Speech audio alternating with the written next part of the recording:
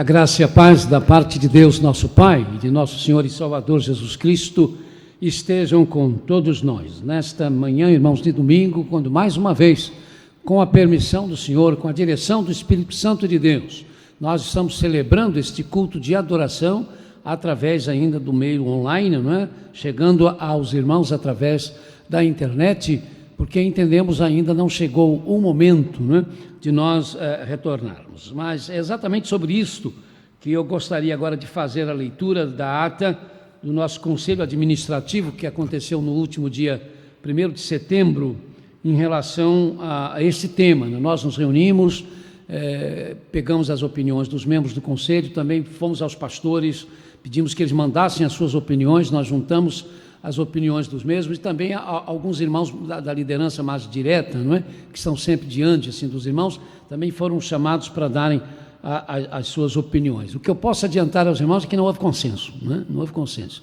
Você tinha os que entendiam que não é hora de voltar, outros que achavam que já podiam voltar, outros achando que pode voltar, mas só uma parte, se for no domingo, só na parte da manhã, e, enfim, para os irmãos ver que o assunto realmente é complicado. Mas nós chegamos a um consenso, obviamente o Conselho, como Conselho, chegou a um consenso e nós fizemos uma ata, e essa ata que eu quero fazer a leitura nesse momento. A ata referente à reunião do Conselho Administrativo da Igreja Batista do Parque São Basílio em 1º de setembro de 2020.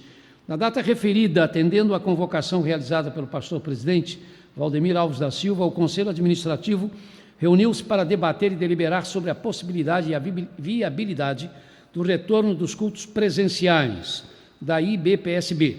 Também, conforme solicitado pelo pastor-presidente, todos os componentes que estiveram presentes, desde que receberam esta convocação, apresentaram a Deus suas orações, para que fosse conduzida a reunião direcionada pelo Espírito Santo de Deus e para a glória de Deus, e foi desta forma que ela tramitou. Todos os irmãos presentes puderam expor um a um suas considerações sobre seu posicionamento, sendo este favorável ou não ao possível retorno. Independentemente do posicionamento, sem exceção, todas as considerações apresentadas contribuíram de forma positiva e significativa para a decisão tomada pelo Conselho Administrativo. Por decisão da maioria do Conselho, foi estabelecido que, inicialmente, retomaremos as atividades presenciais unicamente para a celebração do culto de oração às quartas-feiras. Destacamos que esta decisão do Conselho foi balizada nas seguintes premissas. 1. Que esta decisão, em princípio, poderá ser revogada, uma vez que o cenário epidemiológico desta pandemia venha a piorar, embora o esperado seja melhor, ou que as autoridades sanitárias apresentem novas recomendações ou orientações que inviabilizem as reuniões presenciais ou, pior, desaprovem as reuniões em templos religiosos. 2. Que na cidade do Rio de Janeiro já existe uma ampla flexibilização de acesso a espaços públicos e privados de grande circulação e concentração de usuários, e assim a maioria dos cidadãos que precisam sair de suas residências para cumprir com suas responsabilidades civis, cuidar da saúde, exercício do trabalho, e não poucas pessoas já estão há tempos realizando atividades desportivas ou de lazer em locais fechados, como shoppings. Estes já estão habituados em como se comportar e proceder em ambientes coletivos no que diz respeito aos cuidados de precaução contra o Covid-19, tanto dos cuidados individuais quanto os coletivos. Que é notório e evidente que a Covid-19 não será erradicada da população num curto espaço de tempo, por exemplo, em menos de 6 meses. Em outras palavras, sempre haverá a possibilidade de contaminação aos ainda não imunizados, obviamente, com menor probabilidade à medida que houver na população menos transmissores ativos. 4. Que nós, Igreja Batista do Parque São Basílio, conquanto sejamos também uma organização legal, é notório que precisamos, em algum momento, de alguma forma, iniciar o nosso aprendizado desta nova realidade que diante de nós se apresenta. Sim, é verdade, uma realidade muito desconfortável e desagradável, contudo, precisamos enfrentá-la. Para obtermos êxito neste desafio, minimizando ao máximo qualquer risco à saúde de cada pessoa que venha participar dos nossos cultos presenciais, e é fundamental que retomemos as atividades de forma comedida e gradual. Tendo isso em mente, ficou evidente que a celebração do culto de oração, pela sua dinâmica, ou seja, a forma como é conduzido, observando também que a adesão de participantes, historicamente, é menor, tanto presencialmente quanto de forma online, se comparado à celebração aos domingos, o culto de oração mostrou-se a reunião na qual este retorno se tornará mais proveitoso em termos de aprendizado como um todo e menos propenso a possíveis turbulências. Que tanto os funcionários que trabalham em prol da igreja, quanto os irmãos que atuam participando nessas nossas celebrações, a saber, departamento de recepção, departamento de som, ministério de louvor, músicos, etc., precisarão estabelecer condutas adequadas a protocolos para garantir que todas as medidas possíveis de segurança sanitária sejam implementadas, observadas e atendidas por todos, sem exceção, em nossas reuniões presenciais. Foi também pensado na capacitação desses irmãos que decidimos pela quarta-feira. Que todas as medidas e recomendações das autoridades sanitárias de prevenção sejam observadas e cumpridas. Além disso, serão adicionadas pela administração da igreja outras condutas à medida de precaução adequadas à nossa realidade de culto, reforçando ainda mais o cuidado com a saúde de cada um que estiver presente. Que todas as orientações e esclarecimentos quanto à participação no culto presencial serão divulgadas e repassadas por escrito aos irmãos.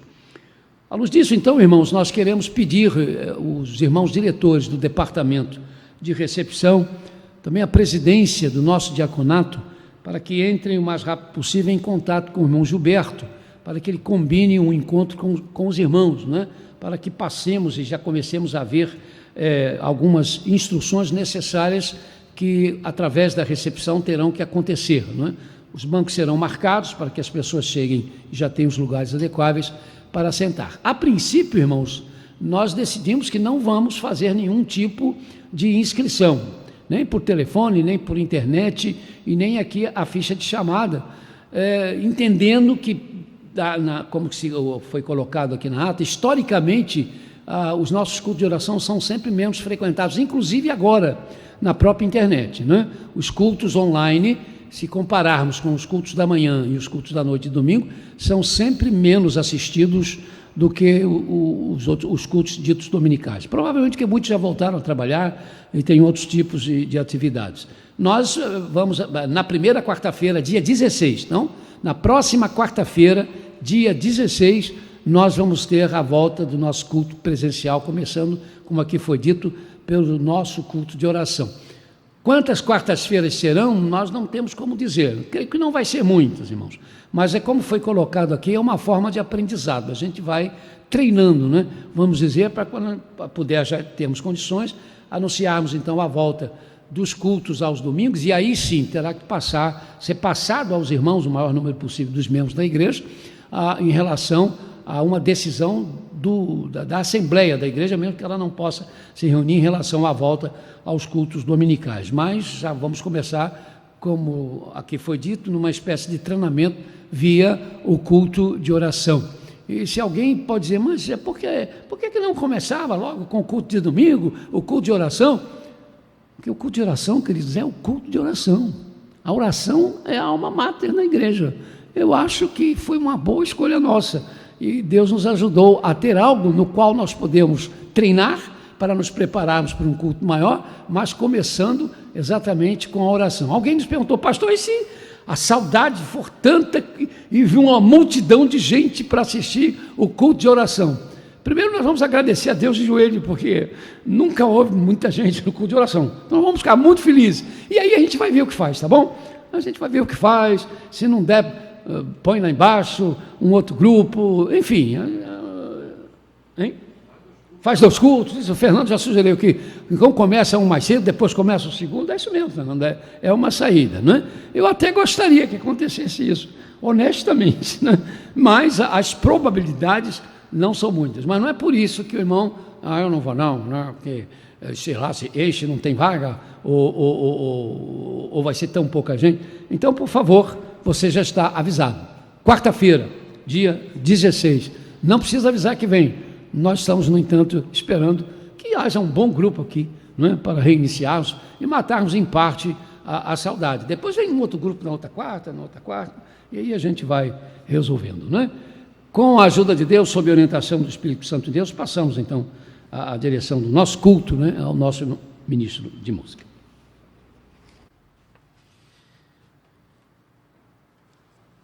Bom dia, amada igreja. Tema do culto dessa manhã: conheçamos e prossigamos em conhecer ao Senhor. Conheçamos e prossigamos em conhecer ao Senhor. Convido a igreja para lermos o texto de Oséias 6, 3. Conheçamos o Senhor, esforcemo-nos por conhecê-lo. Tão certo como nasce o sol, ele aparecerá.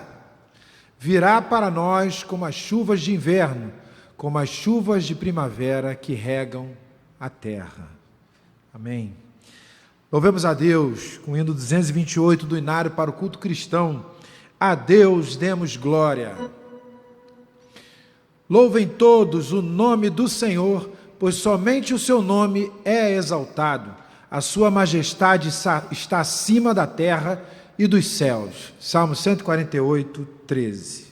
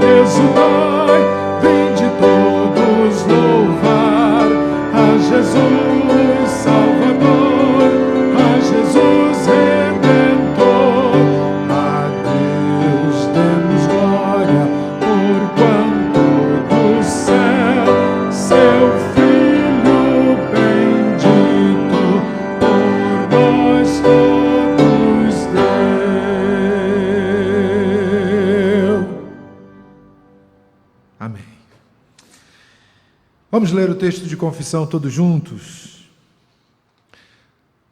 A lei do Senhor é perfeita e revigora a alma.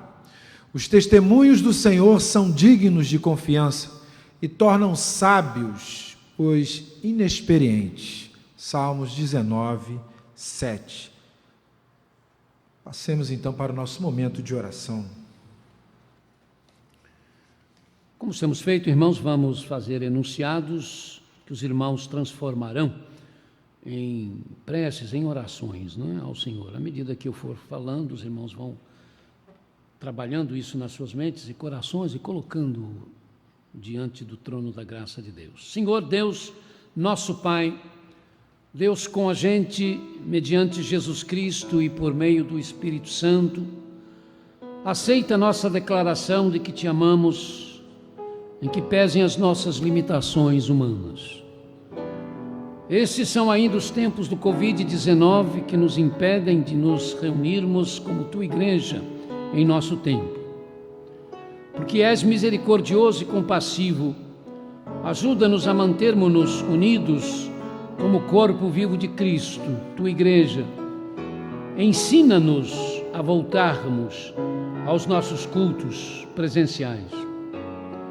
Obrigado a Deus nosso Pai, em nome e no amor de Jesus, porque tu nos livraste da pior de todas as calamidades, a perdição eterna. Obrigado pelos que estão vencendo esta pandemia e pelos que, por causa dela, descobriram em Jesus Cristo que o nosso Redentor vive. São duras as realidades que nos cercam. Esta pandemia, uma cidade violenta e com tanta desonestidade, mentiras e corrupção. Sabemos, Senhor, que elas nos acontecem porque a humanidade lhe tem dado as costas, enganada pelas ciladas e mentiras de Satanás, mas não podemos esconder de Ti que, como Tua igreja, falhamos ao não nos apegarmos à Tua palavra, a não Te amarmos com todo o nosso coração e assim ignoramos os Teus propósitos para conosco. Ajuda-nos a aprender, de fato, a sermos uma igreja viva, autêntica, marcada pela sinceridade, tendo a Tua aparência. Descobrimos, Senhor, por causa desta pandemia, o quanto estávamos dependentes de calendários, de eventos, de estruturas e do tempo. Queremos voltar ao nosso tempo como uma nova oportunidade de fortalecermos nossos relacionamentos contigo à luz dos nossos relacionamentos uns com os outros. Sem Ti, Senhor, não suportamos a dor, deixamos-nos abater pela doença e tememos a morte. Então, por causa da vida que Tu nos dás, nós Te pedimos misericórdia, misericórdia, misericórdia. Não, Senhor, não fazemos quaisquer exigências, jamais ousamos dizer o que deves fazer. Estamos prostrados perante a Tua sabedoria e justiça incomparáveis, pedindo pelos que estão neste mundo, neste bairro, em nossas casas, feridos, quebrados, solitários, isolados, despossuídos, perdidos, precisando ser alcançados pela Tua compaixão, inclusive através de nós, Tua igreja. Nos sentimos como um sonho, como pó tirado da rua em uma torrente, mas com Tua ajuda queremos anunciar que o remédio para a pior de todas as pandemias, a da perdição eterna, já existe: Jesus Cristo. Misericórdia, Senhor, dos que por causa desta pandemia e outras razões estão enfermos, sentindo dores, tristeza, enfrentando a depressão e o estresse. Tem misericórdia dos que vão morrer ainda hoje. Tem misericórdia dos entes queridos dessas pessoas, para que suportem o vazio, a solidão, a saudade. Tem misericórdia dos que já estão passando por isto, por causa da perda de seus entes amados. Faz justiça, ó Deus, aos que se aproveitam destes dias para usufruir vantagens financeiras e políticas, aos que negociam a moral da nação, que sintam o peso da tua mão e se arrependam enquanto há tempo. Tem piedade do nosso município, do nosso estado, do nosso país. Dá sensibilidade ao nosso presidente, aos governadores, aos seus ministros, aos nossos políticos. Dá sensibilidade aos que, sem precisar, estão recebendo o auxílio do governo, mas olha os que estão sem fontes de ganhos, aqueles que precisam e ainda não receberam a ajuda do governo. Tem piedade dos que trabalham na segurança civil e militar. Faz-nos entender que a diversidade étnica é uma das maneiras que tu tens de nos mostrar a beleza do seu amor por nós todos. Tem piedade da raça humana. Dá em tua sabedoria a iluminação aos que estão trabalhando por vacinas e remédios outros que possam levar à cura desta pandemia. Abençoa os que, como profissionais da saúde, médicos, paramédicos, maqueiros, serventes, funcionários da administração que, lutando nos hospitais, nos centros de saúde para salvar vidas, estão colocando as suas vidas em risco. Tem misericórdia do teu povo, comprado pelo teu sangue, o sangue de nosso Senhor e Salvador absoluto Jesus Cristo. Por isso nós pedimos por tua igreja que sofre.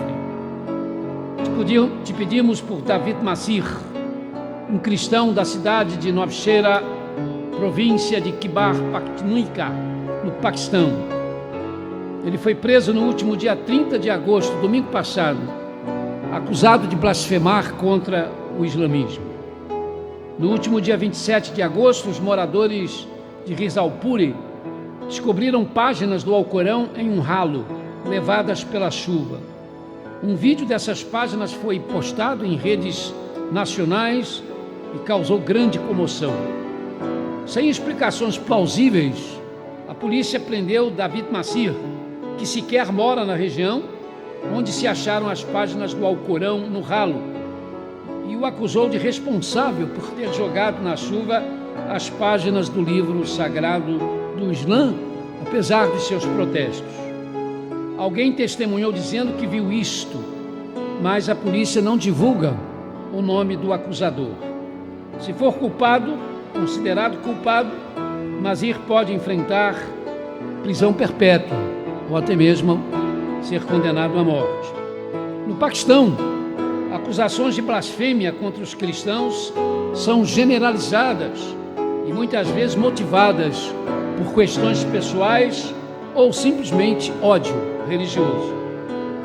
A questão é que basta um muçulmano dizer que viu alguém cometer blasfêmia contra o Islã, como dizer que Maomé não é o profeta de Deus, como dizer em público, por exemplo, que só Jesus Cristo salva, ou até deixar um exemplar do Alcorão cair no chão. Basta isso e está formulada a acusação. E o raciocínio é simples. Muçulmanos não mentem, mas os cristãos são todos mentirosos. Essas acusações, então, são altamente inflamatórias e já têm provocado linchamentos, assassinatos, estupros e protestos em massa. Atualmente, incluindo-se agora Davi, há 25 cristãos presos sob acusação de blasfêmia no Paquistão, entre eles um cristão semi-analfabeto, acusado de ter escrito um texto no celular, criticando o Alcorão, o que obviamente foi escrito por alguém de uma certa cultura e não uma pessoa semi-analfabeta. Vamos orar, irmãos, pelo Davi, vamos orar pela igreja no Paquistão. Mas nesse momento vamos orar pelos os nomes que estão em nossa lista de enfermos. Recorra ao celular, ou talvez você já tenha um papelzinho com esses nomes, ou guardou, né, na sua mente esses nomes. E nesse momento, enquanto a música estiver cantando, coloque as pessoas que você tem sob sua responsabilidade, está no grupo de oração conforme a letra que começa o seu nome. Coloque-os diante do Senhor diante do trono da graça de Deus.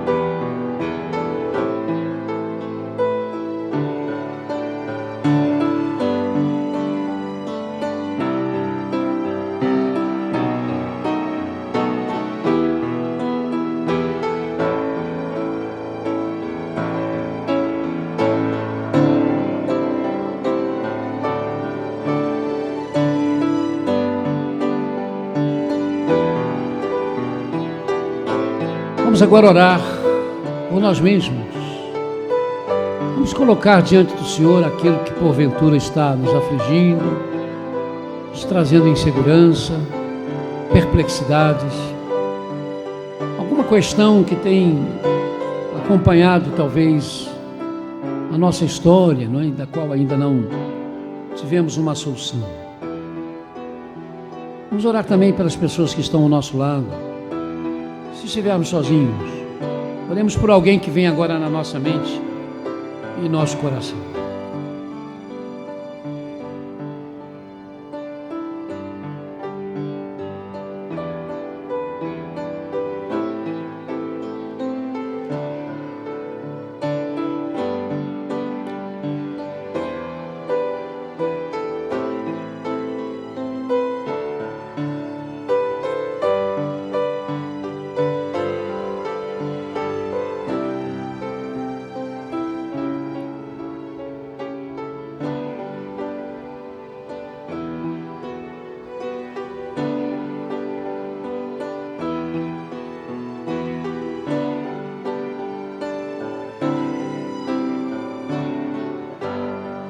Sempre, irmãos, terminamos o nosso momento de oração com o momento do conselho missionário, em que eles apresentam informações de organizações com as quais temos parceria, ou de missionários com os quais também temos parceria, ou às vezes também fazendo propaganda das atividades oficiais da nossa denominação em termos de missões. Nesse domingo a irmã Cristina vai fazer então esta parte, apresentar algumas informações e encerrar então esse momento orando.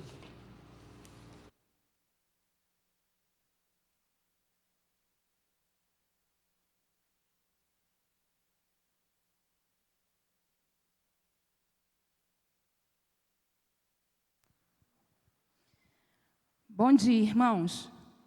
Nesse mês de setembro, nós vamos falar sobre missões nacionais.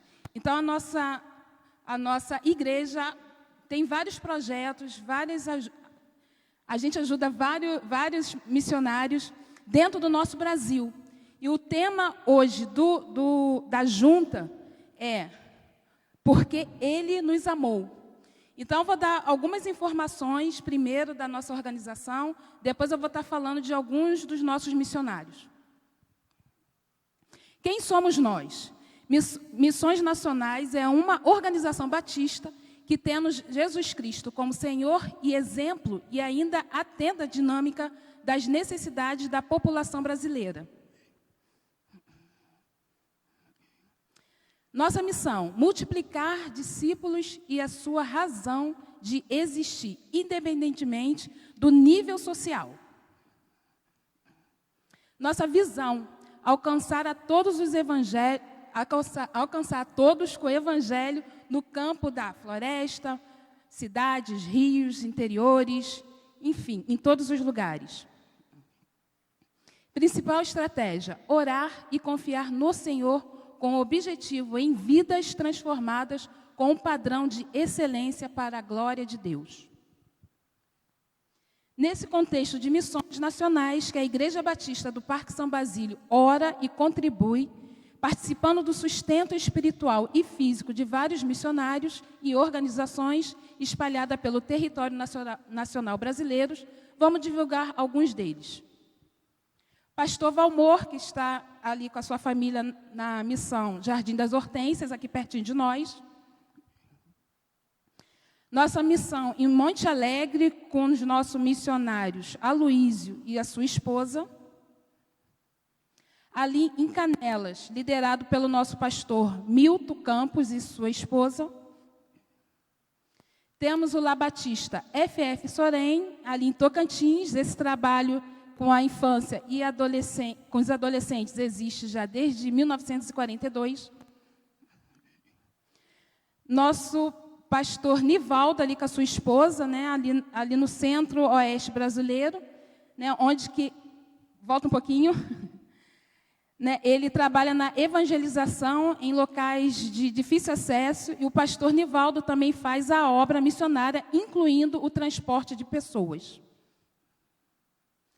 Temos a missão evangélica Meva, com o pastor Edson e a sua esposa. Ali ele está trabalhando na tradução da Bíblia para os índios da tribo Yanomami. Pode passar.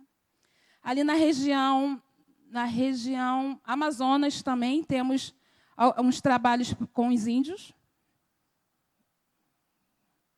Temos no sertão o pastor Marcos Matos, que evangeliza pessoas nos mais escondidos lugares do sertão. Temos nosso pastor também que trabalha com prevenção de crimes e pecados sexuais, que é o pastor Cláudio Rufino. Temos a nossa missionária Camila, que começou há pouco tempo a trabalhar com os universitários. A nossa missionária Liege, que agora está focada nos jovens muçulmanos. E temos a nossa missionária da capelania hospitalar, a nossa irmã Adail, que trabalha aqui no Rocha Faria, aqui em Campo Grande. Temos a missão evangélica Operação Redenção, liderada pelo nosso pastor Geazi Moraes, com o objetivo de treinar e capacitar jovens. E temos a nossa missão Cristolândia, tanto feminina quanto masculina. Um caminho de superação das drogas, uma chance de conhecer o caminho da salvação em Jesus Cristo. Todas essas realizações são possíveis porque, sob a total dependência de Deus, oramos e contribuímos, objetivando os nossos missionários e a evangelização de cada pessoa como Jesus Cristo. Vamos orar? Senhor, muito obrigada, porque nós temos uma igreja com a visão de... Nosso propósito maior é ser uma igreja missionária. Que o Senhor, a cada dia, Pai, possa nos ajudar, possa nos fortalecer, possa nos conscientizar, Pai, de como é bom ajudar aquele, Pai, que tanto necessita. Principalmente aquelas pessoas que ainda não têm uma experiência contigo. Toma, Pai, cada filho, cada filha que se dispuseram a fazer a Tua obra, a Tua vontade, que a cada dia, Pai, eles possam estar sentindo a Tua presença. Toma, Pai, missões nacionais em Tuas santas mãos, Pai. Tantos outros trabalhos que não falamos aqui, mas que estão em andamento, Pai, para o crescimento do Seu nome. Então, eu venho estar te pedindo, Pai, a cada dia, nos usa conforme a Tua vontade, faça a Tua vontade em nossas vidas, que a cada dia possamos crescer, Pai, e buscar uma intimidade maior contigo, lendo a Tua palavra, Pai, criando, Pai, relacionamento fiéis a Ti. Muito obrigada, Pai, por essa igreja. Toma a Igreja Batista do Parque São Basílio, que nunca possamos, Pai, esquecer que o nosso propósito é realmente, Pai, é ser uma igreja missionária. E que possamos, Pai, a cada dia caminhar nesse objetivo. Toma nossas vidas em Tuas santas mãos. Toma esse culto, Pai. Tudo que for falado aqui, Pai, seja para a honra e glória do Teu nome. É no nome do Teu Filho Jesus que eu te agradeço e oro. Amém.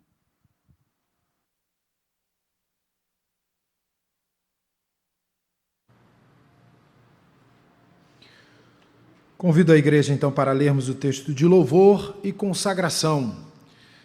Tenho grande alegria em fazer a Tua vontade, ó meu Deus. A Tua lei está no fundo do meu coração. Salmos 40, versículo 8. Nós vamos ter nosso momento Igreja em Ação e vamos ouvir, então, vamos, na verdade, assistir o vídeo da União de Casais.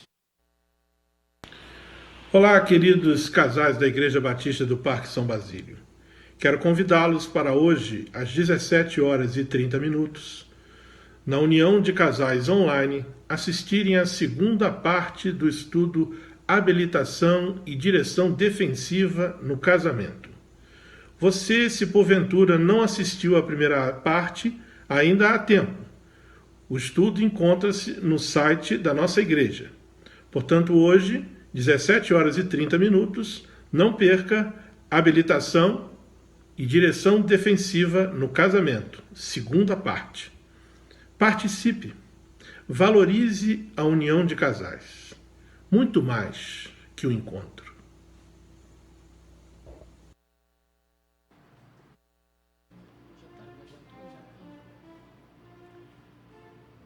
Irmãos, esse momento aqui quase que é exclusivo do irmão Gilberto. O irmão Gilberto ainda está em restabelecimento, né? Está voltando aos poucos. Então, a gente tenta aqui fazer o que ele sabe fazer muito bem. Mas lembrar aos irmãos que nós continuamos experimentando o milagre da contribuição, né? Como nós temos estudado os dons lá na Carta de Coríntios, e um dos dons é o dom do contribuir, eu não posso absolutamente ter dúvida nenhuma de que o Espírito Santo de Deus tem dado, nesse tempo de pandemia, de dificuldades, a irmãos da igreja o dom da contribuição, porque, milagrosamente, irmãos, os recursos têm chegado, não nos tem faltado nada, os nossos compromissos estão sendo cumpridos, e as mãos da igreja para socorrer aqueles que estão famintos, carentes de remédio, de roupas, de atenção, portanto, material, além da espiritual, essas mãos continuam estendidas. Nossas portas do templo ainda continuam fechadas, mas não os nossos corações. Por quê? Porque o irmão e a irmã está permitindo que isso aconteça. As nossas parcerias com outras igrejas, não é, que fazem trabalhos também sociais, têm sido bastante ativa. Nós temos nos envolvidos com igrejas irmãs, ajudando-as a levar à frente os seus compromissos. Isso para nós tem sido também um privilégio, uma forma também de aprendizado, e nós agradecemos a Deus pela oportunidade e aos irmãos, porque estão se deixando usar pelo Senhor para que isso possa continuar.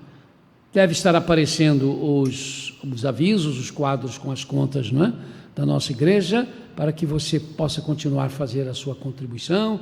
Há outros que preferem, às vezes, vir aqui durante a semana, no horário em que a administração está funcionando, e deixar também a sua oferta, fica a seu critério, mas é sempre importante, não é, ter a numeração aí das nossas contas. Então, agradecidos a Deus, vamos louvar ao Senhor, vamos trabalhar mais uma vez no coração e na mente, agradecendo o que nós temos já podido dar, mas aquilo que ainda pretendemos dar, para a glória e honra do Senhor. Louvemos a Deus com o hino 247 do Inário para o culto cristão. Vem nos ensinar, Senhor. Tragam sacrifícios e ofertas de gratidão ao templo do Senhor. 2 Crônicas 29, 31.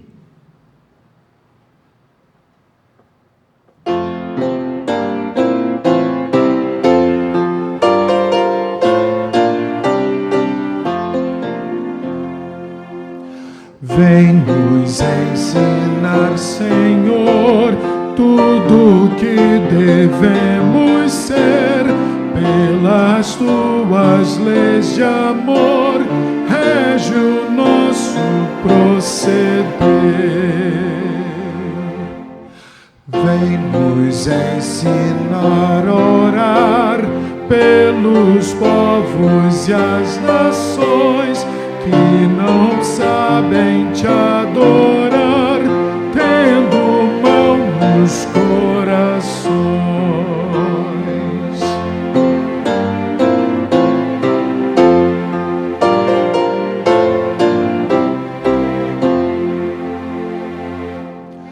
Vem nos ensinar a dar nossos bens e nosso amor, para em tudo proclamar que és do mundo Salvador.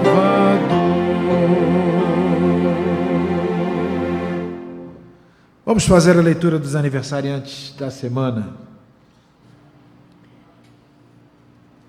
Aniversários, dia 7, Cíntia de Souza Correia, Zélia Oliveira Vieira Gonçalves. Dia 8, Leila Cristina da Silva Nunes, Marcos Welber dos Santos Correia, Maria Dias de Souza, Sandro Bernardes dos Santos Vieira.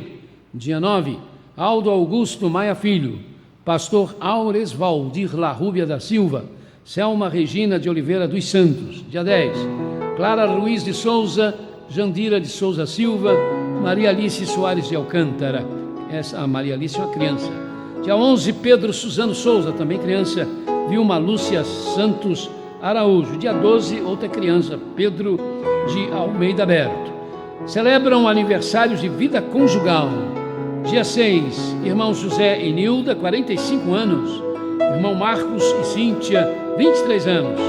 Irmãos Leander e Josiane, 8 anos. Maicon e Janaína, 19 anos. Cassiano e Gisélia, 31 anos. Tiago e Elis, 2 anos. Milton e Alcineia, 4 anos. Albanésio e Vênia, 50 anos. Ronei e Bianca, 6 anos.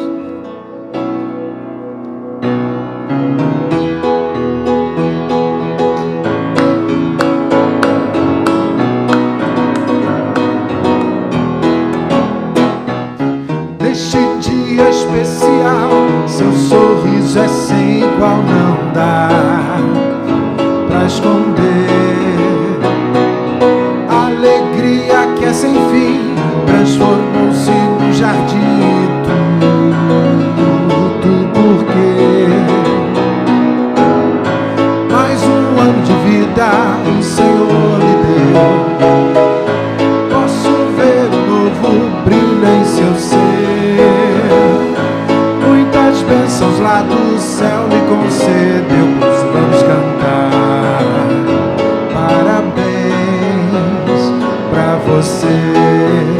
Por isso vamos cantar parabéns pra você.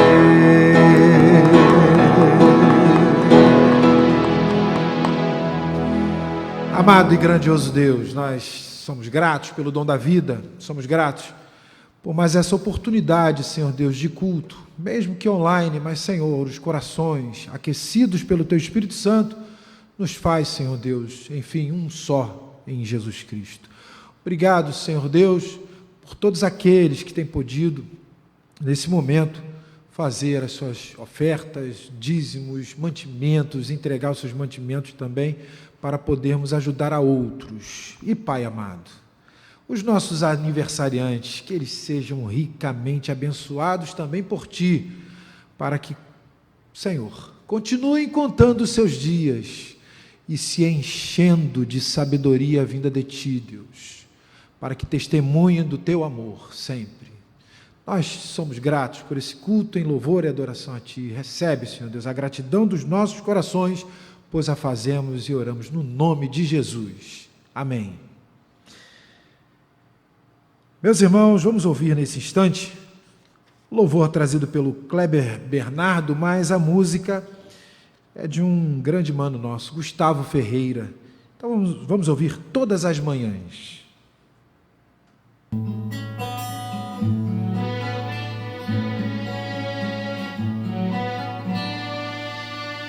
Todas as manhãs quero louvar-te, ó Deus, pelo dia lindo que tu nos deste. E o meu desejo nesta canção, ó Pai, é que o teu nome seja exaltado, pois tu és o dono do ouro, da prata,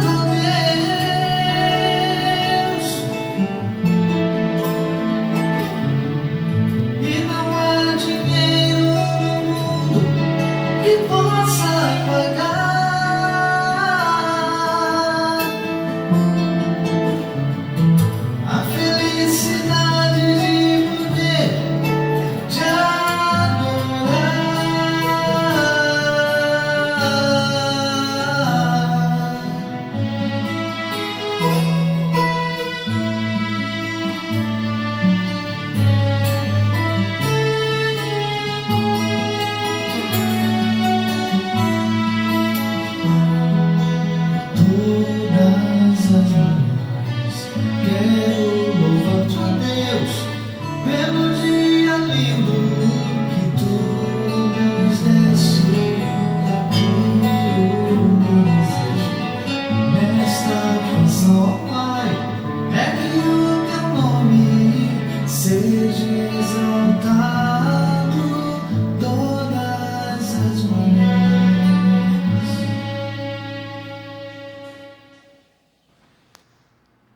Amém. Obrigado, irmão Kleber. Deus abençoe sua vida e sua família também.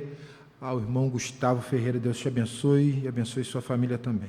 Leamos o texto de proclamação e edificação. Guardei no coração a tua palavra para não pecar contra ti. Bendito sejas, Senhor.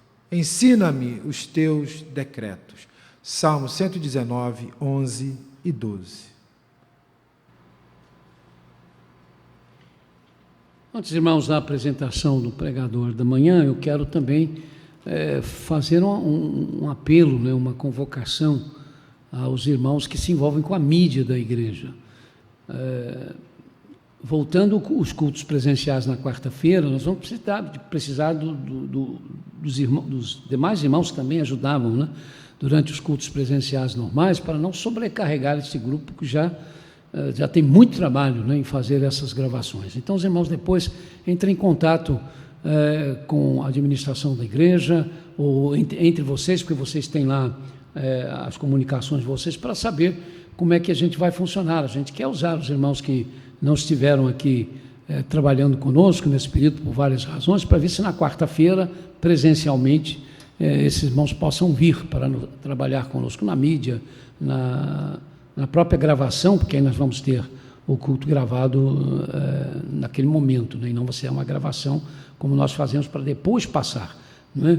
Ou exibindo para os irmãos mais nesse sistema de gravação, porque estamos sozinhos, e aí se acontecer alguma coisa se corrige, se volta, mas na quarta-feira não, é realmente como tem que acontecer. Se houver algum problema, né, os irmãos que estão assistindo online vão ser um pouquinho prejudicados, mas no caso a preferência será a dos irmãos que estão presentes, mas por isso que a gente precisa, né, reforçar essa participação.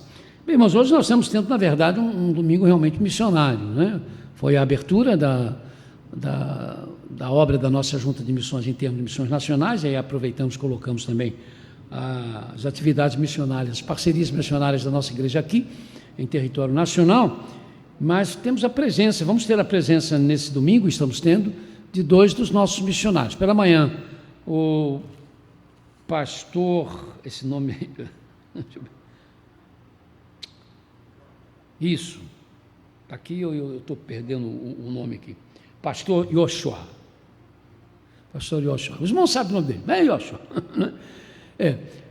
ele vai estar pregando aqui para nós nesta manhã, ele vai ter que ir para o Recife com a sua esposa, que provavelmente vai ter que se submeter a uma intervenção cirúrgica, vamos acompanhá-los também com as nossas orações. Então, com muita alegria, vamos ter de volta, porque o pastor Yoshua já pregou alguns domingos atrás, vamos ter então o privilégio de ouvi-lo mais uma vez como mensageiro de Deus nesta manhã de domingo para nós que estamos em nossas casas ou em outros lugares, no entanto, cultuando ao Senhor. Seja bem-vindo, pastor Yoshua, que Deus mais uma vez o abençoe.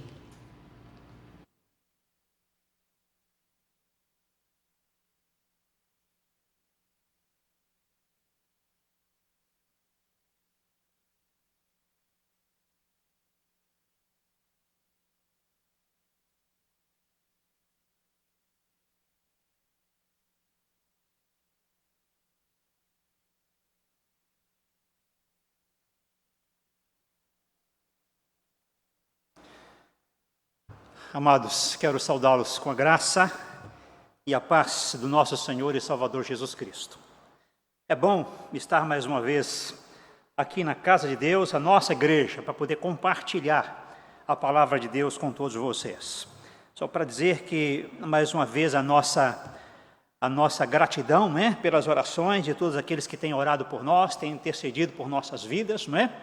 Como o pastor falou, nós vamos viajar esta semana, dia 11, a Recife. Dia 14, minha esposa vai ter uma consulta e dia 24 ela vai ser submetida a uma cirurgia, uma pequena cirurgia, como resultado de alguns exames que foram feitos já no mês de março, antes de começar essa pandemia, quando nós estávamos lá, não é, pastor? Aquelas primeiras 3 semanas, nós começamos com esses exames ali, que foram exames que foram enviados lá para serem feitos no Brasil, lá do país onde nós estávamos. Então, esses exames foram feitos ali, e a médica, naquela ocasião, disse que dentro de 4 ou 5 meses, nós pensávamos que dentro de 4 ou 5 meses já fôssemos estar de volta.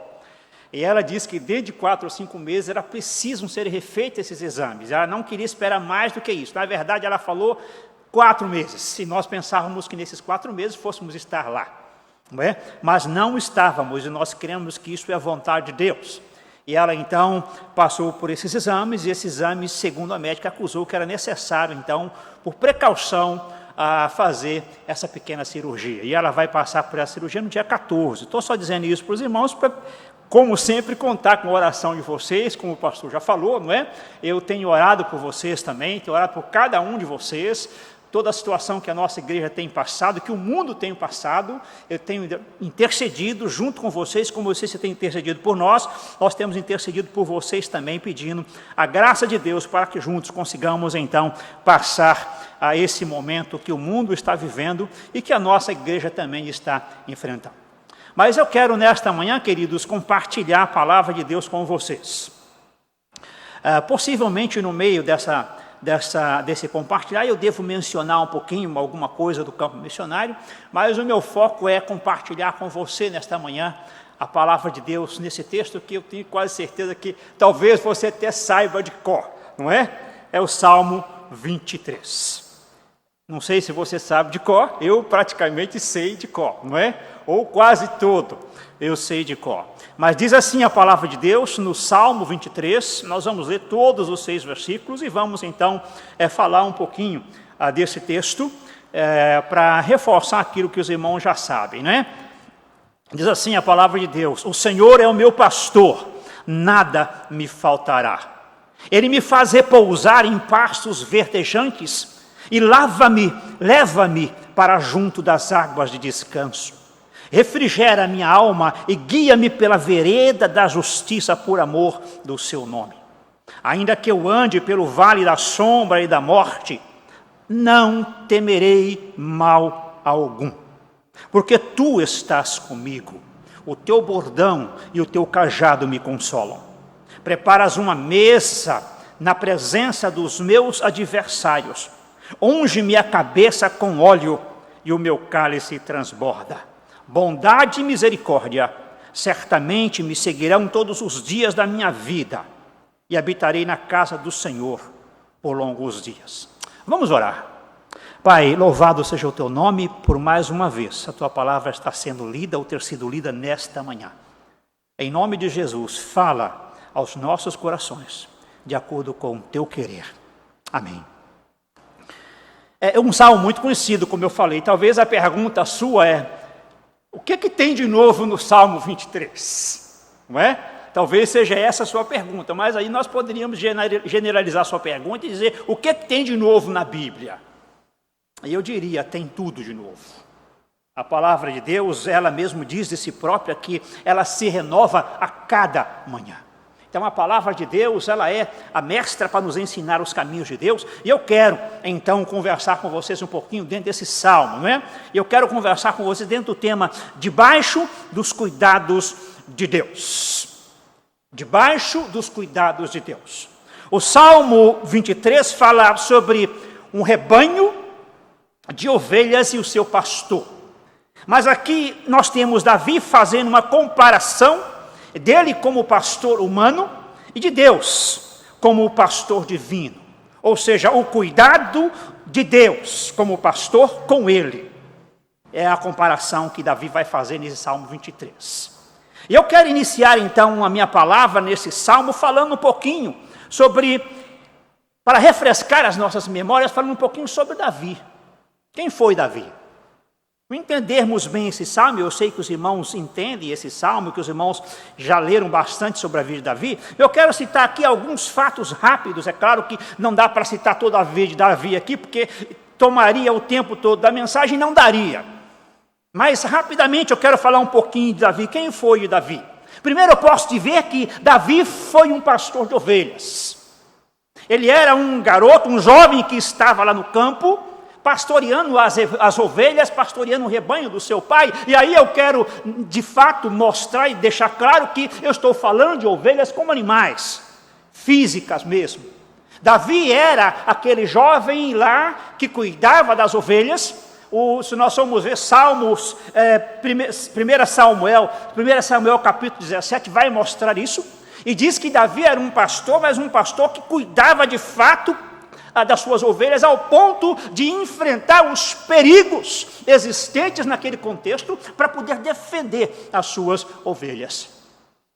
E nós vamos ver, na verdade, um relato no 1 Samuel 17, de que Davi ele enfrenta um leão, ele enfrenta um urso que queriam atacar suas ovelhas, e ele enfrenta e mata o leão e mata o urso para poder defender as ovelhas do seu pai. Apenas animais, mas ele dedicava-se à defesa daqueles animais, à defesa das suas ovelhas contra aqueles animais ferozes de uma forma muito forte. Mas também nós podemos dizer, traçar aqui um paralelo de Davi e Saul. Se nós formos ver Davi e o rei Saul, nós vamos ver praticamente muitas coisas, ou diríamos talvez a metade do conteúdo sobre Davi, ali em 1 e 2 Samuel, vai estar nesse relato dessa história de Davi e Saul.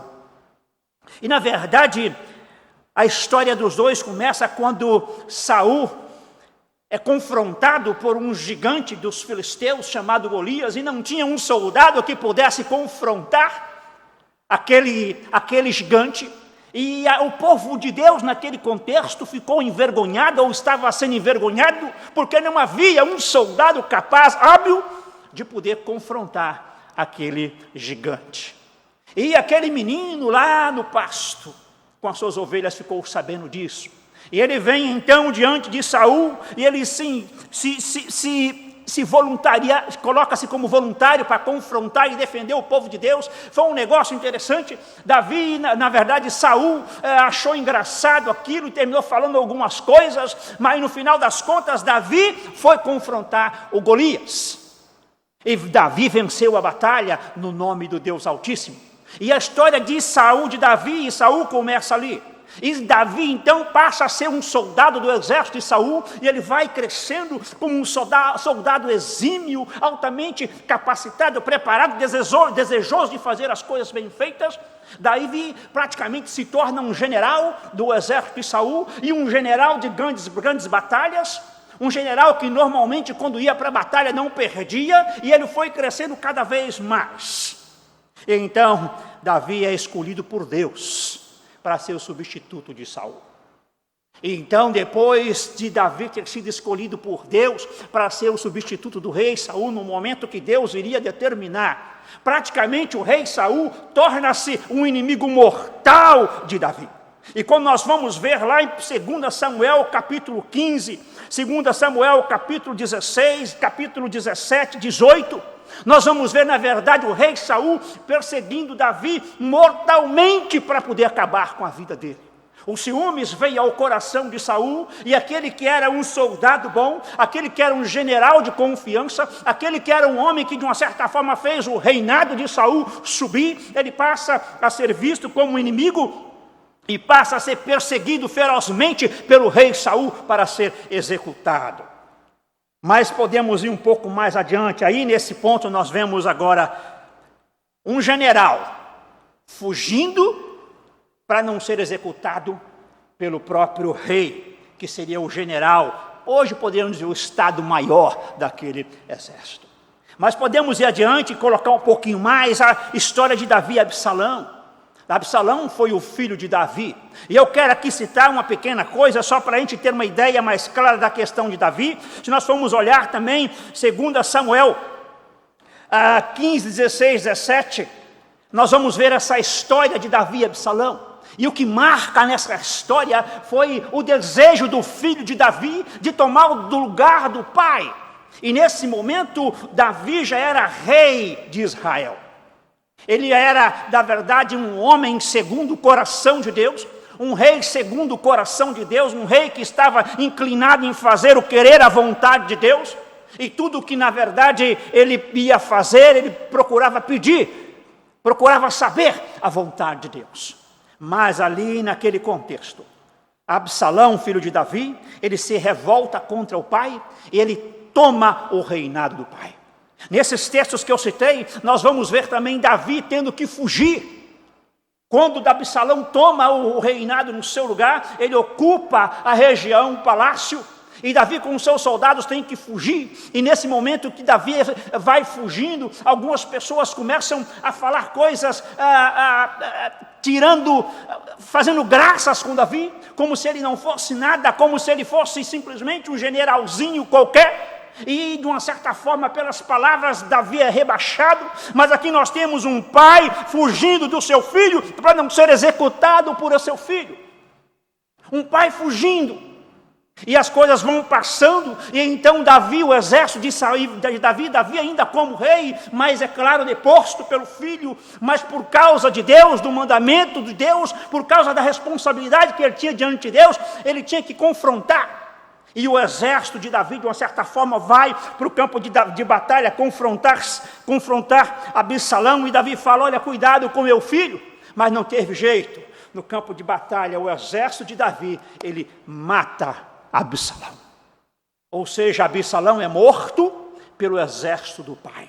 E querendo ou não, nesse contexto, no coração de Davi, na vida de Davi, o que fica é, o meu filho foi morto.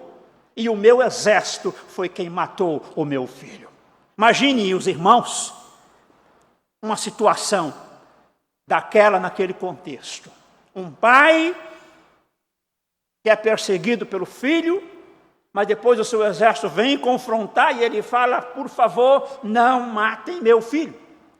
Mas os generais de Davi, os soldados eram homens especialistas, eram homens bons. E quando foi na hora da batalha, eles não quiseram saber das recomendações de Davi. Eles executam Absalão no campo de batalha. E aqui nós temos um homem chorando a morte do seu filho pelo próprio exército, como se ele mesmo estivesse mandado executar o seu filho. Apesar de que não foi isso que aconteceu. Irmãos, há muitas coisas na vida de Davi. Há coisas boas, coisas ruins. Há fatos, na verdade, alegres e fatos tristes. Há altos e baixos na vida de Davi. Mas eu queria simplesmente dar essa introdução para você ter uma ideia do homem que nós estamos falando, que foi o homem que escreveu o Salmo 23. E é justamente esse homem que escreve o Salmo 23 que fala, o Senhor é o meu pastor e nada me faltará. Eu quero ver com vocês nesta manhã 3 lições desse texto. 3 lições acerca de Deus para as nossas vidas, ou de Deus para as nossas vidas, ou acerca de Deus, do que Deus faz, dentro desse salmo. E a primeira coisa que eu quero ver com vocês é o Deus que restaura. O Deus que restaura. Nós também podemos pensar nisso como a ação constante de Deus. O Senhor é o meu pastor, nada me faltará. O salmo é classificado como um salmo de confiança no cuidado de Deus. O Senhor, na verdade, Ele é visto aqui, tanto como pastor do povo num coletivo, mas também é visto como pastor de pessoas individuais. Pastor de uma única pessoa e não apenas de um grupo. Ele é visto assim nesse texto. Esse salmo mostra também Deus com 2 imagens. Nós vamos ver Deus nesse salmo com a imagem do pastor que cuida, e também vamos ver Deus nesse salmo com a imagem de um hospedeiro que cuida de uma forma muito especial do seu hóspede. O Senhor é o meu pastor. Quando Davi afirma isso, significa dizer que Davi não olhou para ninguém, Davi não olhou para um outro poder, Davi não olhou para uma outra pessoa, Davi não olhou para uma outra situação, mas ele olhou para Deus como o suficiente pastor, capaz de liderá-lo aonde ele precisava ir, capaz de colocar na sua mente aquilo que ele precisava pensar, capaz de colocar na sua atitude aquilo que ele precisava fazer. Davi olha para Deus e fala, o Senhor é meu pastor. Ele viu Deus de uma forma pessoal. Veja bem, queridos, ele viu Deus de uma forma pessoal, de uma forma íntima, como alguém que estava junto com ele diariamente. E as ações de Davi vão mostrar isso, quando lermos 1 Samuel e 2 Samuel. Vão mostrar justamente que é importante esta ideia de termos Deus como nosso pastor. Deus pode ser o Deus Todo-Poderoso, mas sem efeito nenhum na minha vida. Preste bem nisso, atenção nisso. Deus pode ser o Deus poderoso, mas sem efeito nenhum na sua vida. Deus lá e você aqui. Mas você fala, Deus é o meu pastor, o Senhor é meu pastor. Mas na visão de Davi, Deus não era apenas um pastor, mas o meu pastor. Ele tinha consciência de que necessitava não apenas de um nome. Davi tinha essa consciência que precisava não apenas de um nome, não apenas de uma história, mas do Deus vivo em sua vida, conduzindo para onde ele precisava ir. Amados, é importante olhar para Deus como Deus da história. Sim, é muito importante olharmos ao longo da história e vermos Deus como Deus da história. É importante olhar para Deus como Deus de nossos pais. Sim, o Deus dos nossos pais que abençoou-os, que fez isso, que fez aquilo. Mas é mais importante olhar para Deus e ver Deus como o seu Deus, como o meu Deus. O Deus que determina a sua vida, o Deus que te guia, o Deus que é o seu Salvador, o Deus que está presente em todos os momentos da sua vida. Não é suficiente nós simplesmente falarmos, o Senhor é o meu pastor, se para mim Ele é apenas o Deus das minhas lembranças passadas, se Ele não é o Deus do meu dia a dia, se Ele não é o Deus que diz não e obedeço esse não, se Ele não é o Deus que diz sim e eu sigo para obedecer esse sim. O Senhor é o meu pastor. Ele continua dizendo, nada me faltará. Quando Deus é meu pastor, Ele sabe o que eu preciso. E quando Deus é de fato o seu pastor, Ele sabe o que você precisa. Ele conhece o íntimo do seu coração. Ele conhece as suas lutas. Ele conhece as suas dificuldades. Ele sabe as coisas mais complicadas nas quais você está vivendo. Ele sabe o que você precisa. E Davi fala, nada irá faltar para mim.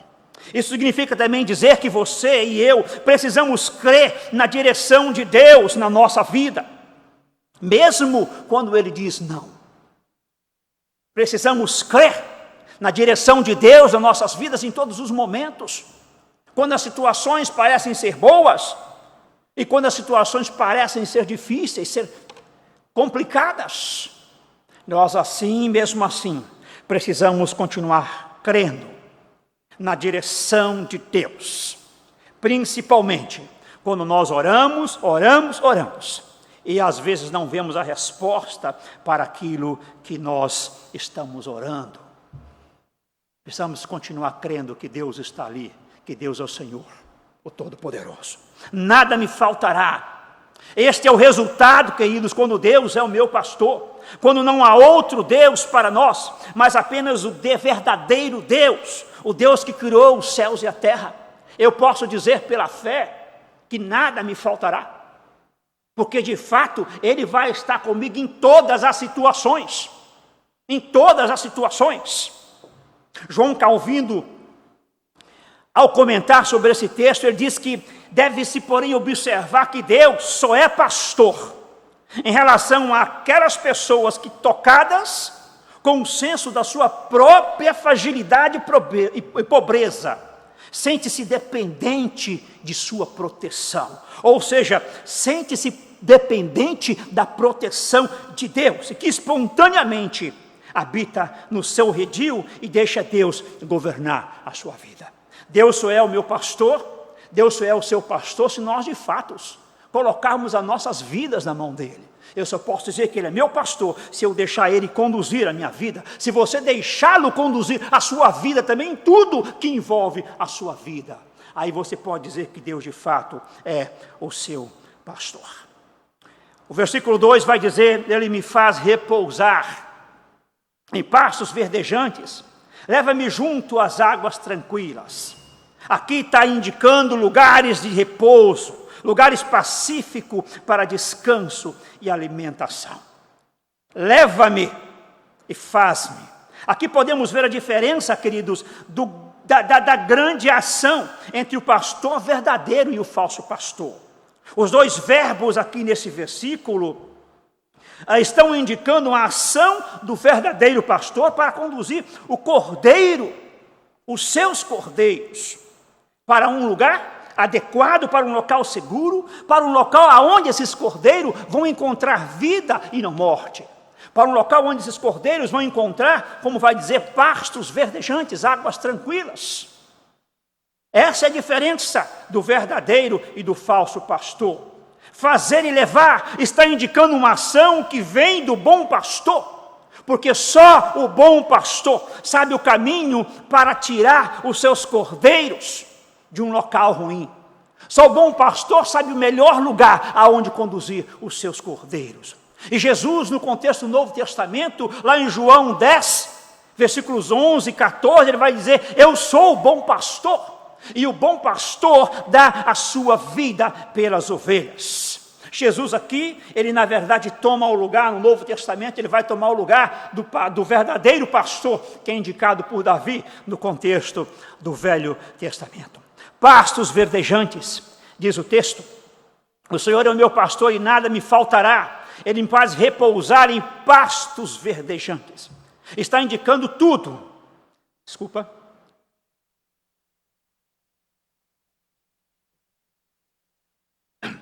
Aqui o texto está indicando tudo que uma ovelha precisa para satisfazer as necessidades diárias de suas vidas. Pastos verdejantes e águas tranquilas.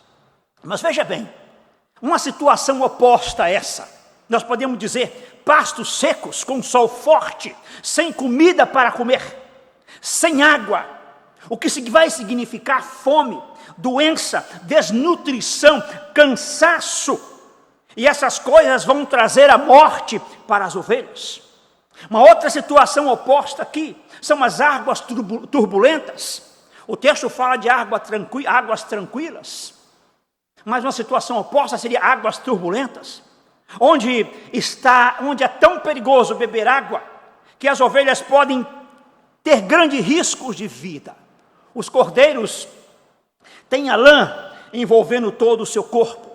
E quando essa lã fica molhada, ela se torna tão pesada, que em águas turbulentas, essa lã da ovelha pode se molhar ao ponto, principalmente se for uma ovelha bebê, uma ovelha pequena, ao ponto dessa ovelha não conseguir sair dessas águas pelo peso que a sua lã faz junto com a água, e essa ovelha ali ser arrastada por essas águas turbulentas e morrer ali nessas águas turbulentas.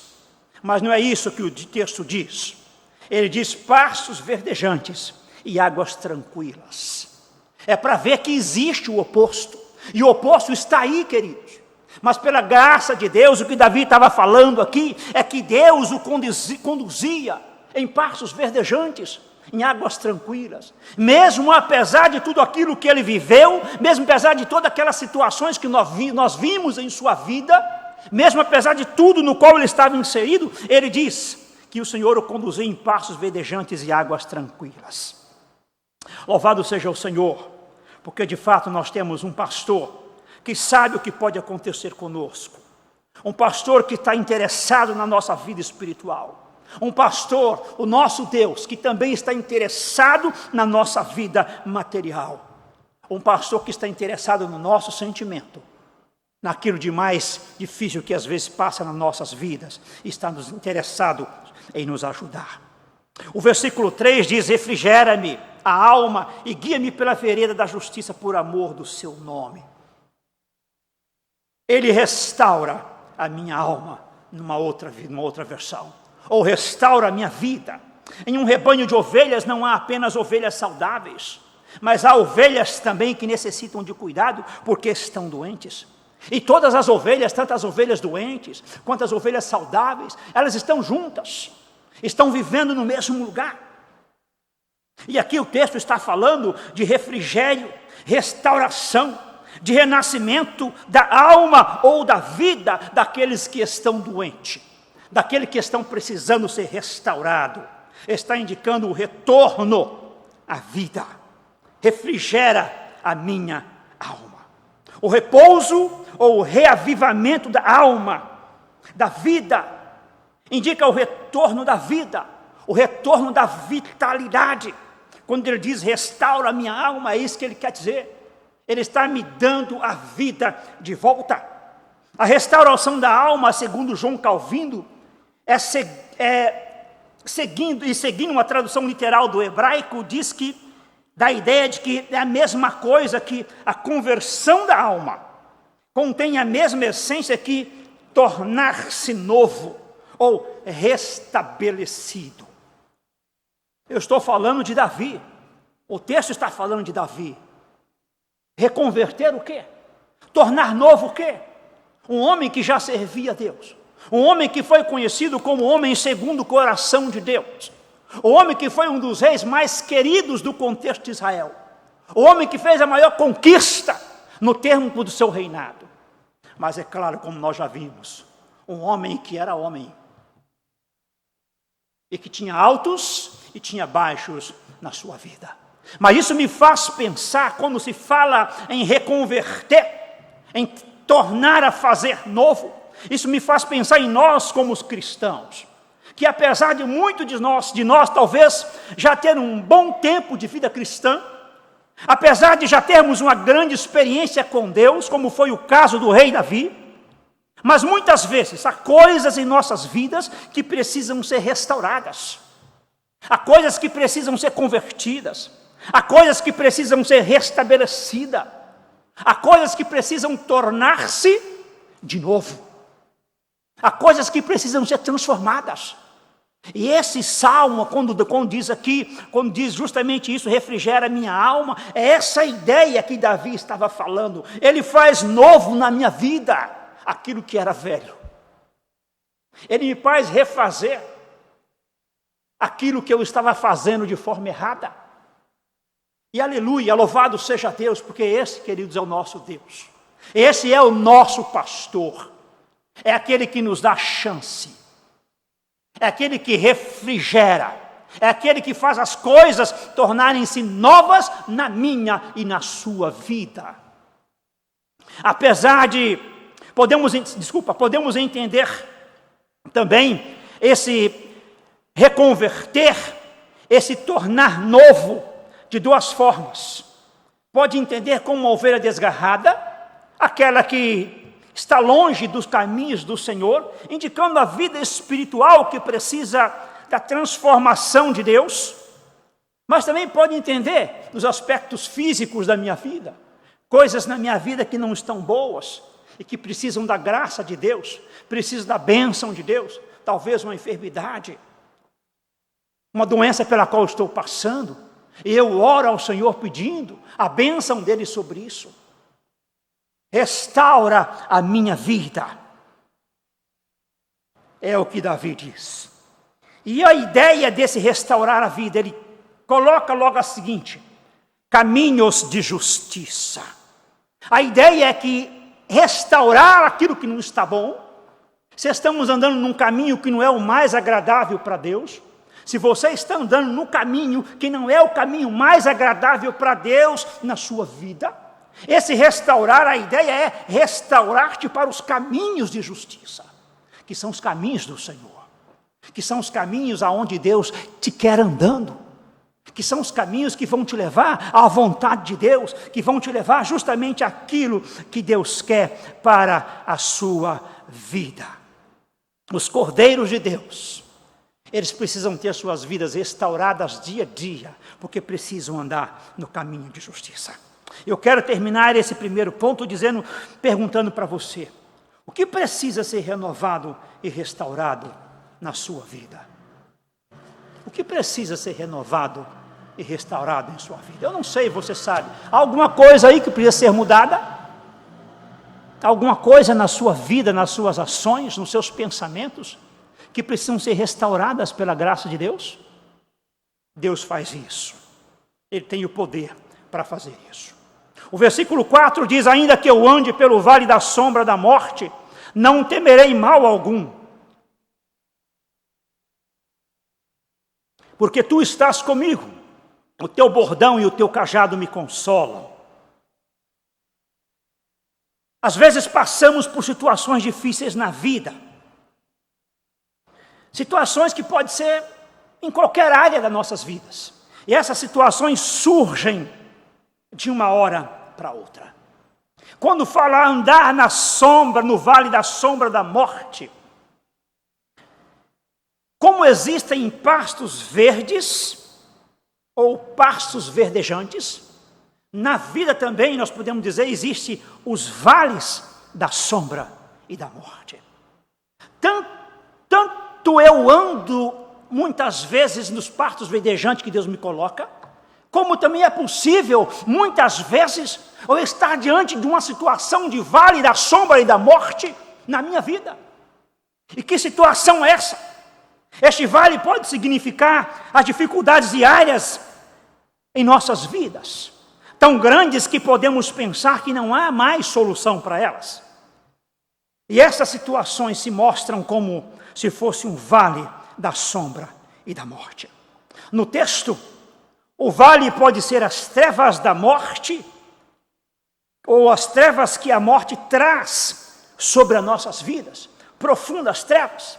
Talvez aqui também a ideia seja a ideia de um vale ou uma ravina no deserto de Judá, onde uma pessoa encontra profundas trevas, ou um local, alguns chegam a dizer como se fosse uma espécie de gruta, ou uma espécie de local meio fechado, onde você vai passar, aquilo está escuro, e a sua mente ali começa a pensar, como é que eu vou ultrapassar isso?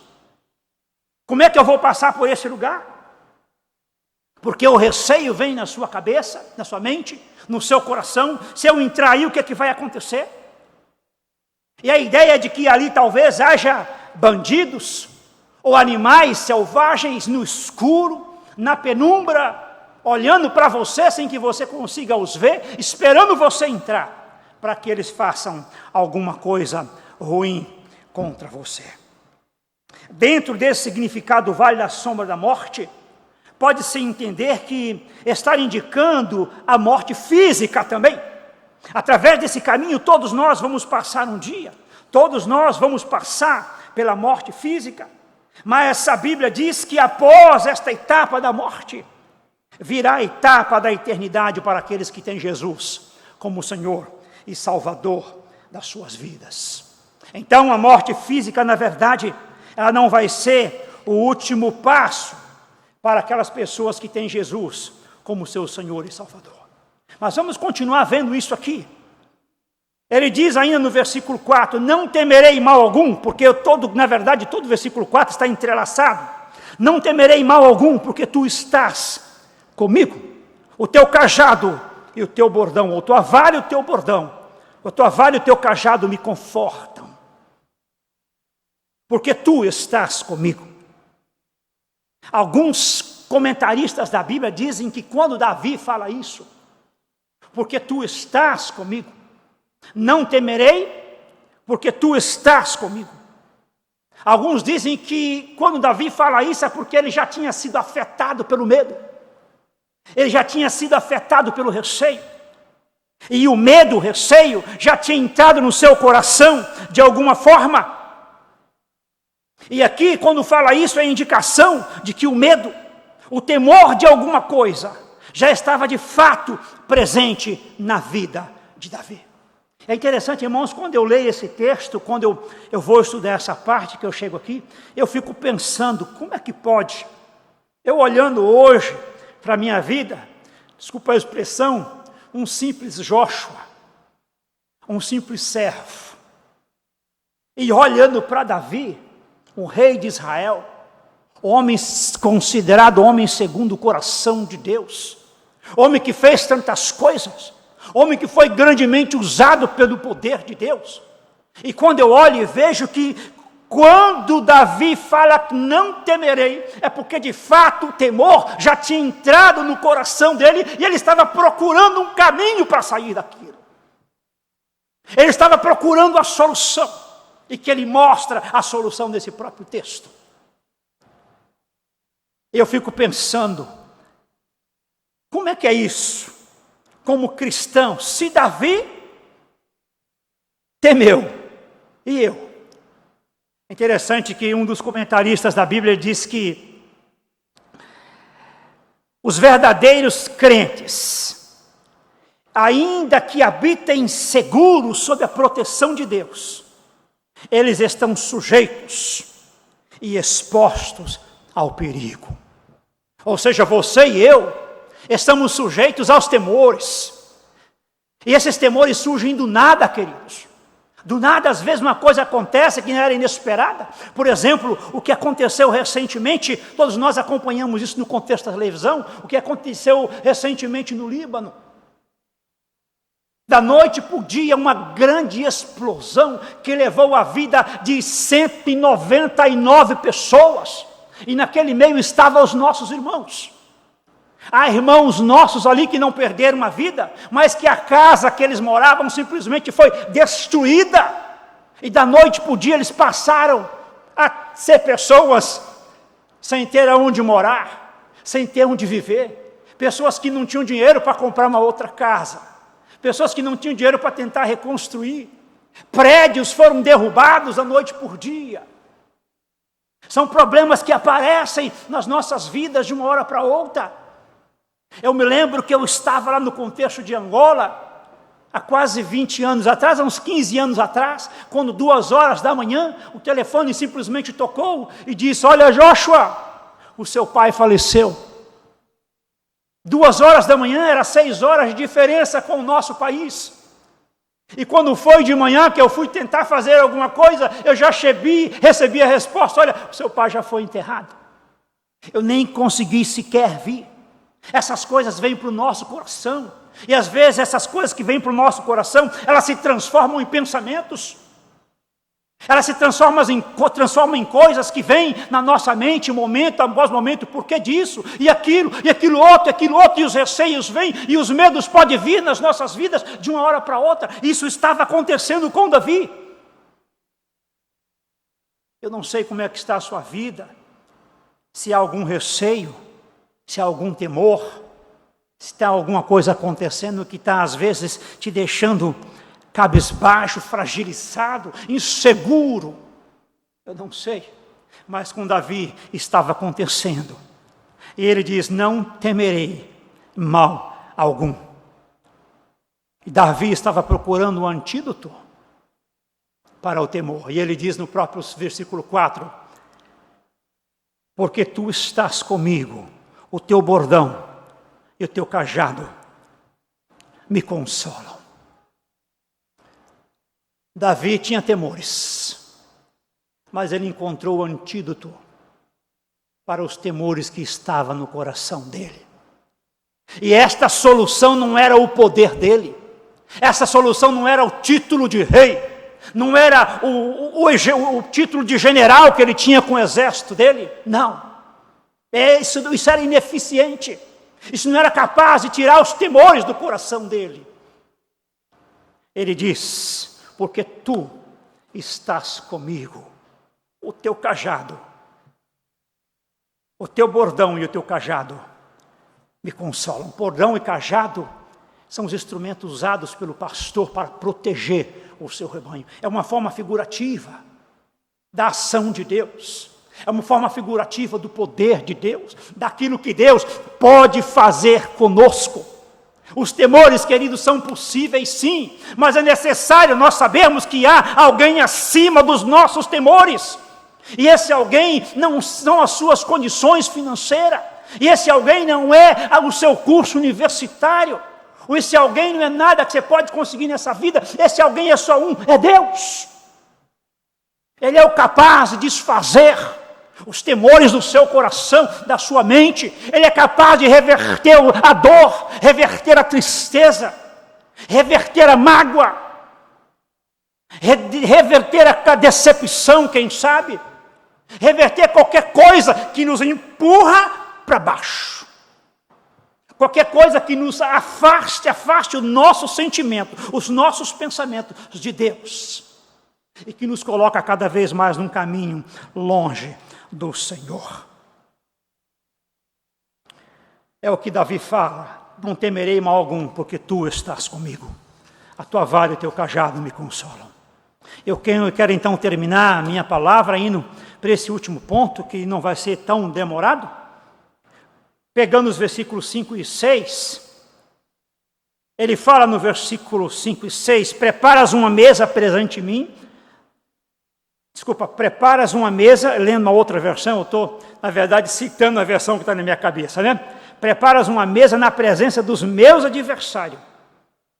Em outra versão vai dizer, preparas uma mesa para mim na presença dos meus adversários. Unges a minha cabeça com óleo e o meu cálice transborda.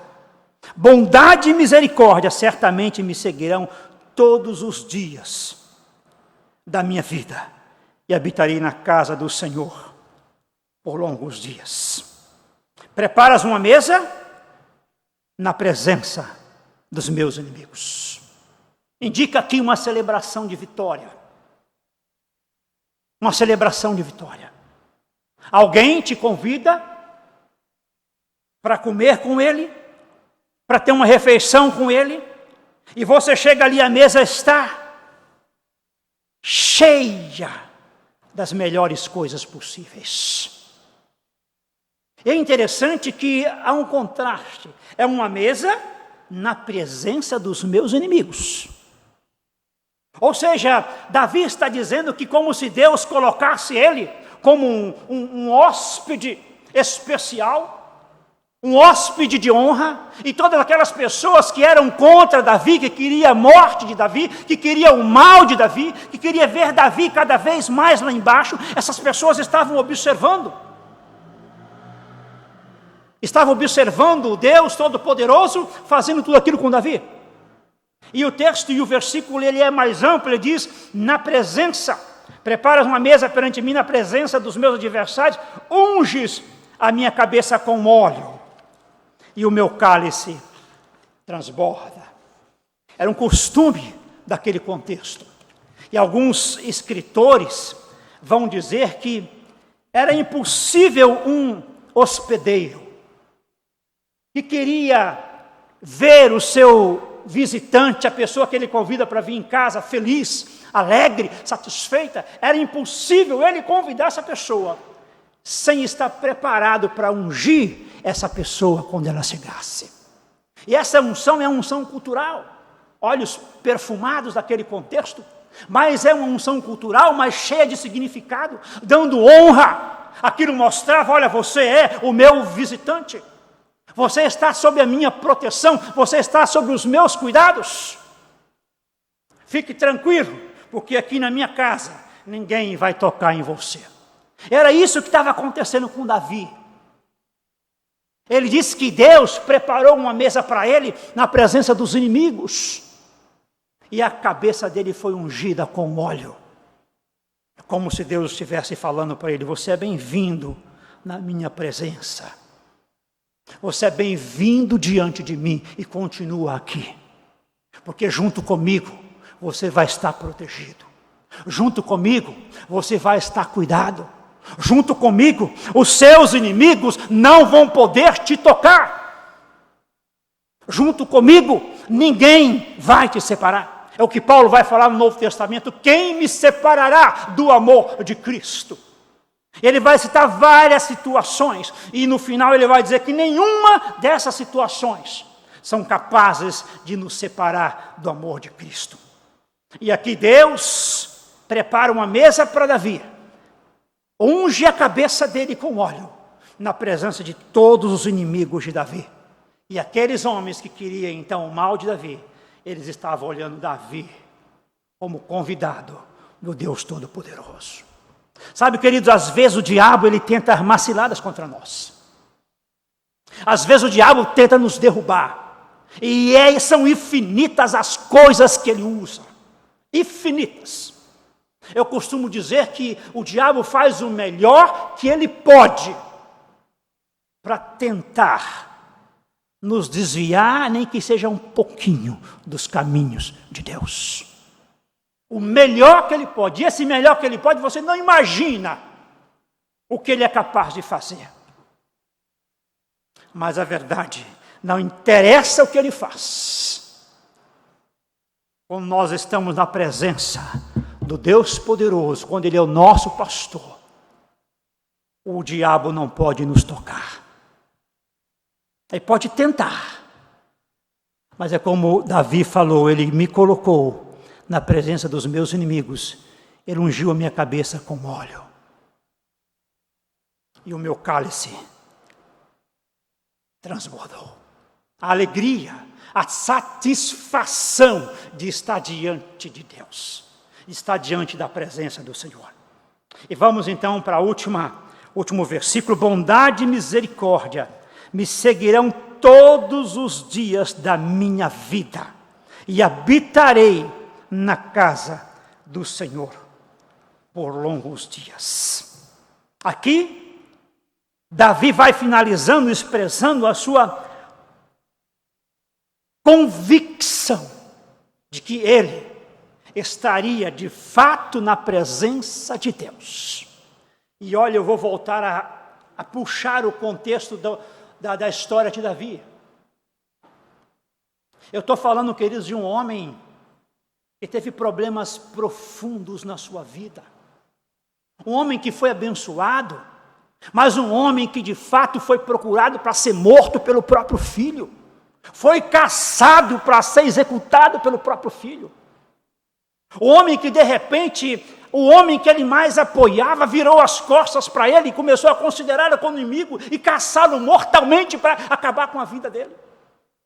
Mas aqui ele demonstra: bondade e misericórdia me seguirão todos os dias, independentemente da situação que vai acontecer, as lutas nas quais eu estou inseridos, os problemas, as dificuldades, os meus medos. Ele é o meu pastor, então a bondade e a misericórdia dele estará comigo todos os dias. E por isso eu habitarei na casa do Senhor por longos dias. Nós podemos entender diretamente essa colocação. Ela tem muitos sentidos, mas um sentido mais específico dela, no meu ver, e no ver de muitos teólogos: dias sem fim, ou eternamente. Era impossível Davi habitar eternamente na casa de Deus, humanamente falando. E ele de fato estava se referindo a algo que viria no futuro. Se nós formos ver Apocalipse, ele vai falar disso, que um dia nós estaremos face a face diante do Pai. Apocalipse 22:4, e ali não haverá mais choro, aí não haverá mais dor. Todas essas coisas são passadas, e nós vamos estar diante do Senhor Todo-Poderoso. Sim, apesar de todas as lutas, Deus nos exalta. Esse é o nosso terceiro ponto que nós estamos concluindo. Deus nos exalta. E essa exaltação está aqui em Apocalipse, é a salvação. É o ponto final onde nós estaremos com Ele um dia, transformados. E essa salvação que começa agora, através de Jesus Cristo, e vai nos dando forças diárias para viver a vida, para enfrentar as dificuldades, até um dia que nós estaremos com Ele, independentemente das lutas que nós enfrentarmos. E a minha pergunta aqui para terminar esta palavra: o Senhor tem sido seu pastor?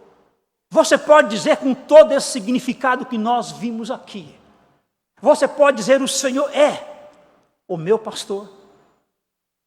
No meio dos seus receios, das suas lutas, dos seus medos, quando eles surgem de uma hora para outra, Deus tem feito diferença? Deus tem feito diferença?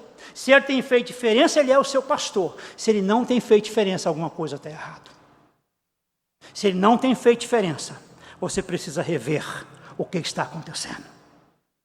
E a última pergunta: eu habitarei na casa do Senhor para sempre. Você está certo de quando Deus falar o seu dia que acabou, você está certo que você estará com Ele na eternidade?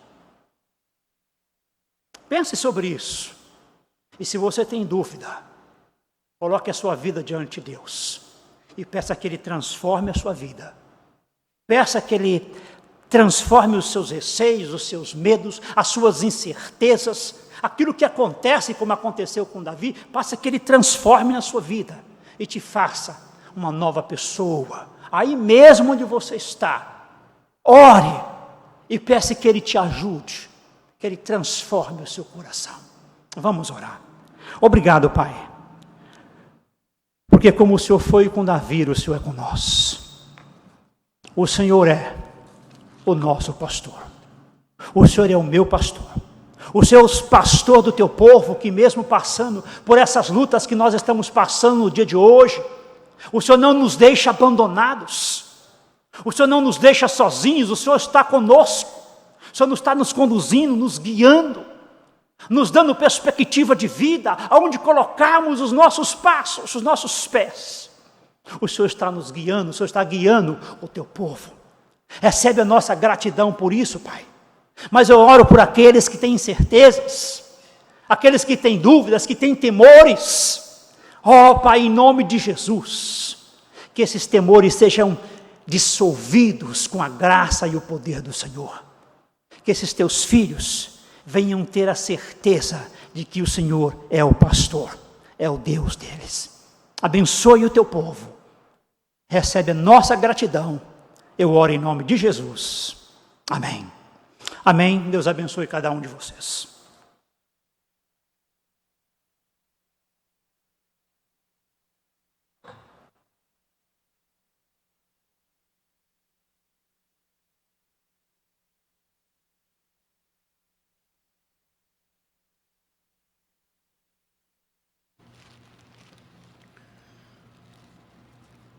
Pastor Yoshua começou, irmãos, a sua reflexão,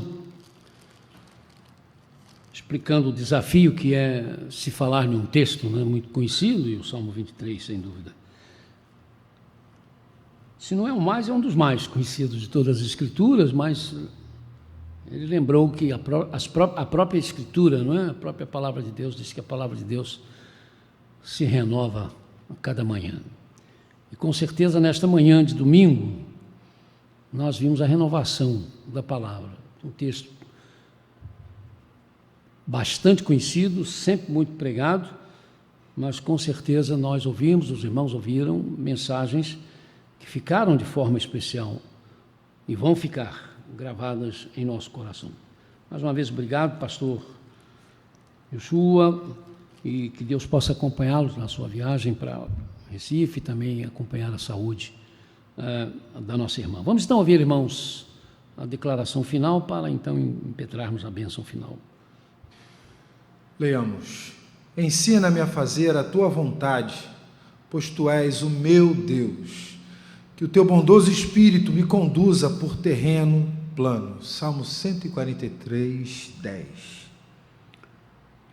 Que o Senhor nos abençoe e nos guarde, que o Senhor faça resplandecer o seu rosto sobre nós e tenha misericórdia de nós. Que o Senhor sobre nós levante o seu rosto e nos dê a paz, em nome de nosso Senhor e Salvador Jesus Cristo. E o que dizemos sempre ao final do nosso culto? Lembra-te do fariseu e do publicano. Não se esqueça da igreja sofredora. Levante os seus olhos e veja os campos que estão brancos para sempre. Amem e orem por suas famílias. Lembre-se dos órfãos e das viúvas. Entramos para adorar? Saiamos?